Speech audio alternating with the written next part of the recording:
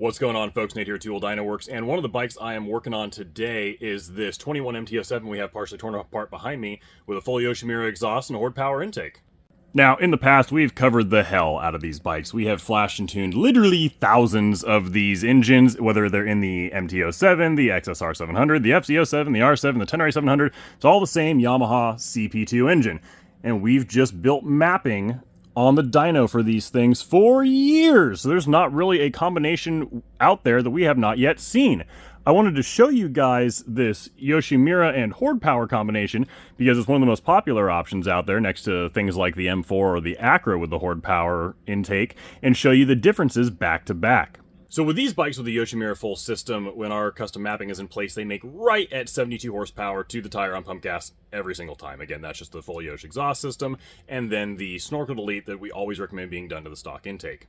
As you can see here, when this thing was perfectly dialed in on the dyno, it made 71.74 horsepower and 49.92 torque to the tire. So effectively 70 and 50, which is what we see out of these things every single time with the snorkel delete and the full Yoshimura exhaust system. Now, guys ask us all the time why we only recommend doing the snorkel delete instead of something like the MWR air filter kit, or the DNA Stage 2 kit, or the K&N air filter kit. Well, as we've explained over and over again, the restriction itself, once the snorkel is out of the stock airbox lid, is not the actual filter design or the inlet, the actual opening of the stock air filter lid itself. It's just the box. Once you remove the stock snorkel from the airbox lid, the stock airbox, no matter what filters, and you can pull it out, is maxed out effectively. You're gonna be whatever you're gonna be once that's removed, or if you put a DNA Stage 2 intake in it, or the MWR intake kit, or the K&N kit that all replaces just the lid and the filter. Because again, the filter and the lid is not the restriction.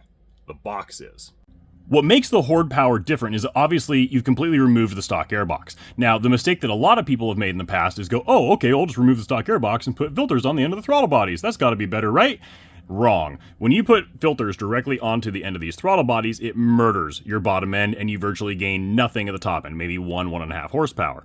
2 at the most with some exhaust combinations. But with the Hordpower intake, you still have a large box here, so the intake pulses can actually be kind of split and shared inside this box with the filter on it, and you also have these intake tubes that allow for some runner length. So you actually build more intake velocity at every point in the RPM range with these runners in place and this box than you do if you actually just have the filter directly onto the throttle body itself. And understanding that is why this Hordpower intake works so frickin' well. When JD built this thing, he understood that intake pulses are, again, a pulse, not a constant stream, added an appropriate amount of runner length, built a necessary or appropriately large volume box, so you don't actually lose hardly anything off the bottom, and you only gain at the top when you install these Hordpower kits on your bike.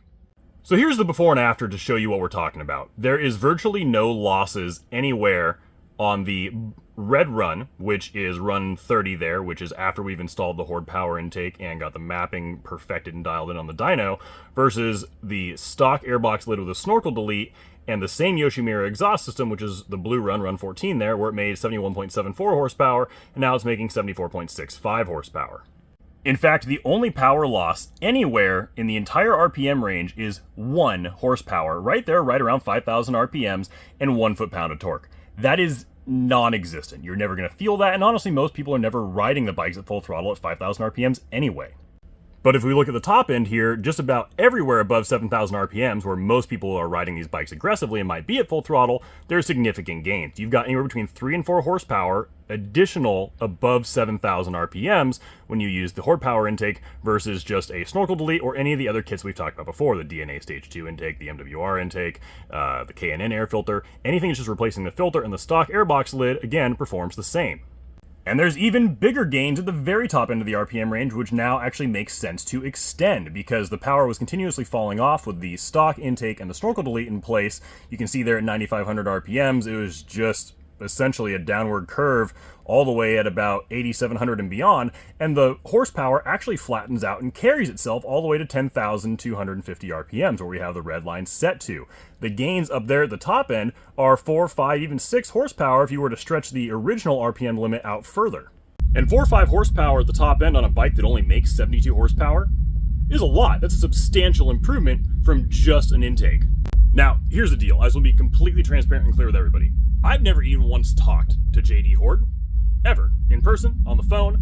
We're not affiliated with him in any way, shape, or form. We only support his product, that intake kit, because it works really, really well.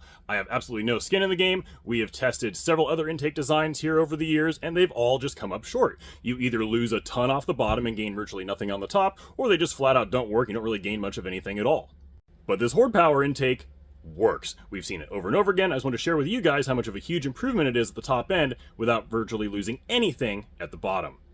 And again, all the numbers we're talking about are with optimal tuning already in place. You can't just go slap a Hordpower intake on your bike and put up an exhaust on it and not tune it and expect to see those gains. It just won't happen. The amount of fuel you have to add at the top end to add the additional horsepower is huge. So if you're going to go ahead and do this type of modification, please send us your ECU and have us flash it with the appropriate custom mapping that we've built for your specific intake and exhaust system. Otherwise, you're not going to have a good time. That's all I have time for to share today, folks. I've got to get back to work. I've got a whole bunch of other bikes we've got to get tuned on the dyno. So if you guys have any questions, give us a call or shoot us an email. Our email is support@twoWheelDynoWorks.com. And if you want to purchase ECU flashing for your bike's specific intake and exhaust system, check out twowheeldynoworks.com.